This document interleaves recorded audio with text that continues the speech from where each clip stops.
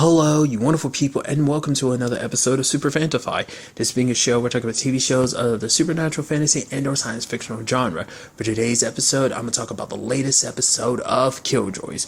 So on one side of the episode, we have the whole Dutch and Johnny. They deal with it like they're not actually going to look for Davin. They're going to go to this pulsar because like that needs to be the main focus. It's also because for Dutch, under any circumstances, she'd be rushing to travel after Davin, but for her it's like he thinks I'm so broken that I shouldn't be around his kid. But even Johnny's like, we're all broken, which yeah, they're all kind of messed up in their own way, but for him to think so lowly of Dutch is kind of messed up. To think she's so messed up that she's got her issues, sure, but he shouldn't have done that, like doing that again, especially in Johnny's case, because it's like he literally has a bad habit of just literally abandoning us, him in particular, you know. So when it's all said and done, they end up going to the pulsar and everything. I really love in this episode the constant back and forth between Johnny and Lucy, because Lucy's like, yeah, Lucy, because Dutch was like, yeah, Lucy doesn't have time to figure stuff out for you, Johnny. It's like, hey, I figure stuff out for Lucy. And she's like, I heard that. He's like, shit. And then like she's kind of very sassy and sarcastic to him at points later on, where he's at one point he's like, you know me, I'm complicated. I'm compiled of a like monumentous amount of, and she's like, bullshit. And he's like, the moment I get back to the ship, I have to fix that whole sass thing of yours. And then she's like very like patronizing, because it's like, oh no, I found this thing a long time ago. I just wanted to wait for you to find it so that you'd feel better about yourself. It's like, man, Lucy is brutal, because she ended up saving Johnny that one time, and she's like, oh, I see, I told you you need me. You know why? Because I'm that smart. And Johnny was like, oh, you're full of some surprises. And she's like, oh yeah, surprises are what keep a relationship spicy. I just love the back and forth between them. It's so good. But a big part of this is about, and I do appreciate the kind of bouncing back and forth between the episode, because we find out who this mysterious lady is. She is Yelena. She is Anila's mom, technically making her Dutch's mom too. But we find out years ago, like 250 years ago in particular, like she didn't know what had happened to Klein and Anila about the whole Holland situation. She didn't know what had really happened until she shot him, because she knew something was off about him. Because it's like she's like, when I was so worried about Anila, at no point in time did you come to grab my hand. She's like, fact of the matter is, you still got a lot of the charm, but a lot of your heart is gone. You're kind of cold and empty. She could kind of immediately tell something was off about him. And I love when it was all said and done, Klein was like, you need to be careful. You fainted and hit your head. She's like, no, I didn't. Fainting is for the weak. She was like, I took a sudden nap. It's so interesting, because I feel like when you hear her kind of talk like that, just her mannerisms and stuff, it's like I feel like you personally see a lot more Dutch than you see Anila in her personality. But to be fair, Anila became the way she is just because of her whole situation kind of drove her insane, kind of making her who she is. Because if it wasn't for her upbringing, well, Dutch kind of got her upbringing too. But it's like I feel like you see more of Dutch in her than you do see Anila. But it's just like she kind of got like her, like I said, like her sarcastic side, and just her essence just feels a lot like Dutch. I thought that was kind of pretty neat. It's kind of crazy. I mean, to be fair, of course Dutch wouldn't know, because she doesn't have Anila's memories, so she doesn't remember having a mom and stuff like that. So of course you wouldn't recognize your own quote-unquote mom's face. I am curious about all those people that like, so this is what that assassin in particular was meant to guard. It's so interesting that this is connected to that, but it's like he didn't recognize who Dutch was. All he cared about is like, oh, you're someone I meant to. But it wasn't until the lady was brought up that really kind of cemented in his head, like, oh, I need to kill you. But it's like, I guess no one really interacted with her in that time, because she was in like Yelena was in that cryo state by herself. So it's like, you know, only certain people probably could go further, either Anila, Dutch, or Klein. I did like, she's like, my name is Yelena. It's like, Klein sent me. They're like, what's your connection to Klein? She's like, he was my father. And like Johnny's like, whoa, never heard you say it before. And she's like, honestly, it's the first time I've ever said it. It's like, wow. Like I said, it's so interesting, because like her perspective on Klein has changed so much, even going as far as calling him her father, which is true to a technical sense, because the whole family tree thing is kind of messed up in their case. But I thought that was so fascinating to me, because it almost felt like like I said, she just has really been very lax on Klein's whole situation because she understands him a little bit more about why he did everything that he did. Basically, he came here all those years ago because he was trying to destroy the grain, in particular, tried to destroy the lady with a compound.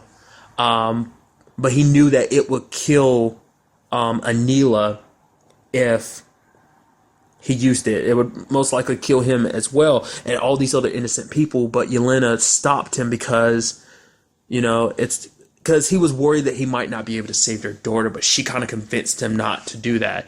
It's interesting because now, present day, she kind of regrets that action because she's like, if I had let him do that years ago, maybe we wouldn't be in this situation right now. I mean, at the same time, her daughter wouldn't be alive right now either. So, but she ends up making Dutch promise when it's all said and done. Even if she has to destroy Anila if she's unable to save her, which obviously, is a hard thing for a mother to say, but it's also like, the fact is they both knew different Kleins, because she's like, oh, Klein would never willingly hurt me, which is like, Dutch is like, yeah, that's not the Klein I knew. So, I mean, to be fair, that was probably Klein in the earlier days of his Holland transformation, and also this is the woman he loves. The whole situation with Dutch, I'm sure that probably played a role in it, her not being Anila, but also probably at that point in time, the Hollandization probably went even further. I mean, it's also the fact is that he had to be a lot colder to Dutch to prepare her for what needed to be done. So, but it was kind of like, what is your connection to Anila? Why would you want to save her and stuff like that? It's like, because she's family, just like your family. We don't give up on family. Just when you think you're at the end, that you've lost it all, that's when you kind of push even harder, essentially, so I just thought that was kind of interesting. Like, it was kind of short-lived, but she kind of got to know her mom a little bit. And I did like the whole conversation of, like, she'd rather kind of wait for Klein, because she knows there's a memory of Klein that exists in the green. She's going to wait in that place to find, till he finds her again. And the fact is that her wanting to skip over, like, all the boring bits and kind of get to the good part, essentially, I thought was kind of pretty nice. But also, like, what she had to say to Dutch. Because her mom had asked about Anila's situation. Was she ever able to find happiness? And it's like, yeah, she was, in her own way. Found her perfect match, which turned out to be Dulcea, which we still don't know where she is. Interestingly enough, it's like, obviously Dutch didn't get in all the details, but there's the complicated situation of technically she's a grandmother, because there's a whole Anila, Dulcea, and Davin situation. So it's like, technically she's a grandmother at this point in time. But also brought up, Dutch is like, oh, do you have one? Are you happy? Which she's like, essentially, Dutch is like, there's no time to worry about being happy. I'm fine. The fact of the matter is, I've got a war to fight. She's like, anger is fine until it hurts you more than it heals you. That she's hoping that there'll be a point where Dutch can let go of kind of her anger. Because for her, she was stuck in that pod for a little bit. She was pissed because it's like, Klein sent me out all the way out here. Davin ran away. The fact of the matter is, I let some 200 plus lady get the jump on me like that. Because for her, for so much, she's always kind of had to take other people's stuff. It's like in a sense of like, people kind of leave shit for her to kind of have to deal with. It kind of piles up. It's like I said, all that happening was just kind of piling up, and she was just sick of it. She's kind of like fighting back to a certain extent on all of that. She just kind of has to sit back and take it when a lot of people just kind of like do their own thing, and she's kind of stuck picking up the pieces essentially. So she's kind of wanting to do things her own way. She's sick and tired of that. So when it was all said and done, when her and Johnny ended up escaping, she asked Johnny why he went with her, and he's like, because she asked him to, and it's like, they're family, and it's like, yeah, family doesn't give up on each other, and it's like, no matter how Dad feels about her right now, she'll go back and track him down, because they are family no matter what. No matter how broken I am, she's not saying like, I'm like so completely broken that I might be a little messed up, but I'm not completely broken. I'm not completely damaged, I think was like her exact words. It's kind of interesting because there was a message that Johnny left Dav, because he's like, yeah, don't follow us to the Pulsar. No matter what happens, no, it wasn't your fault. I love you. Dutch never got to say hers, but I'm curious what hers would have sounded like. So we ended up finding out, though, that Black Root ships are after Jack, because they're the ones that intercepted Johnny's message. So, and on the other side of the episode, we had Pre showing up to rescue Garrett, but we don't know exactly what happened to Garrett, because for him, he's like, how'd you get here so fast? He's like, what are you talking about? I was like, it's been like 10 minutes. He's like, Pre's like, no, you've been kidnapped for like 5 days. So for him to have such a part of his memory kind of gone like that. They must have been doing something inside of his head. You don't think it's something like what they're doing with what happened to Pip, do you? I mean, I wouldn't think so. I mean, he blacked out and a lot of that stuff too. But it's like, what would be the purpose of that? I mean, there wouldn't be any more because they were all on the necropolis, right? So there wouldn't be any more that escaped, right? So I don't know. But I love Pre coming in, like, taking off the earrings, and Garrett's like, oh, you're in deep shit now. You have no idea how much shit you're in right now. Because Pre came to the rescue. Taking care of his men and getting them out, doing some hardcore making out, and Turin just kind of like, we could see it. He's like, what? You could see all these damn, like, contacts. And so, also, like, Turin and the back and forth between him and Weege, I really like, because it's kind of like, oh, those two, why are we so worried about them? They can be replaced. You have other men. He's like, no, but they're my men. Those are my guys. And he's like, I don't get it. Like, Weege not really understanding everything. And he's kind of like, oh, no. Like, Turin trying to explain everything to him, like, they're my guys, and you're my guy. And then Weege paused, and he's like, what is love? And Turin's just like, geez, dude, we're not about to have this conversation. We'll have this whole human talk later on. I love later on when Weege, knocks Turin out because he's like, Turin was going to go on a suicide mission. He's like, no, you're not going to go. And he knocks him out. And he shows up and tries to save Pre and Garrett, and they were reluctant to go with him. He's like, you're my guys. And then he's like, God damn it. And they're like, oh, yeah, Turin definitely sent him. And he's like, I'll save you guys. And he protected them and rescued them. And he's just like, you're my guys. He's got this big kind of grin on his face I really liked.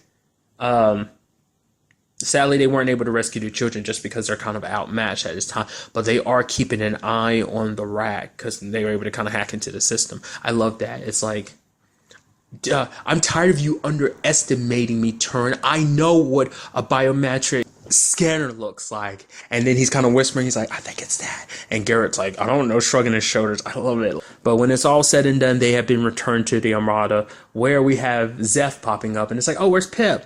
He's got a big headache. It's like, oh, so you're keeping that secret from everybody. I guess it's not something anyone really has to know. It's something you're trying to figure out on your own. So I guess you don't really waste everyone's time with it, I guess. Plus, if it's in his head, people might still think, oh, Pip can't be trusted. So it's like, the less people know, probably the better with everything. But it turns out, because we saw, like, Garrett and Pre come across, like, people being hung upside down. It's like, oh, what's that all about? And there's all these dead bodies in pile.